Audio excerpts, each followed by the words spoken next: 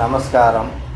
ஜோதிடத்தில் அடிப்படை என்னென்னு கேட்டிங்கன்னா, முதல்ல பார்க்க வேண்டியது ஜோதிடம்னா என்ன, அந்த ஜோதிடம் எப்படி கணிக்கப்படுது, ஏன் கணிக்கப்படுதுங்கிறத தெரிஞ்சுக்கணும். ஜாதகங்கிறது எப்படின்னு கேட்டிங்கன்னா, ஒரு மனுஷன் பிறக்கும்போது பூலோகத்துக்கு வர்ற ஒரு அறிமுக அட்டை தான் ஜோதிடம்ங்கிறது.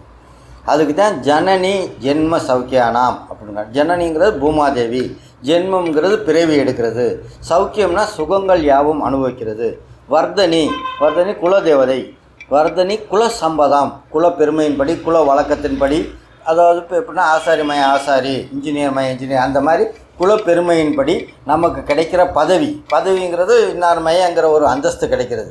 அதில் நம்ம மேன்மை அடைகிறது பூர்வ புண்ணியம்னா போன பிறவியில் நம்ம செஞ்சு வந்த டெபாசிட். பதவி பூர்வ புண்ணியனாம். லிக்கியதைனா எழுதுனதுன்னு அர்த்தம். ஜென்ம பத்திரிக்கைனா பூலோகத்துக்கு வந்த அறிமுக அட்டைன்னு அர்த்தம்.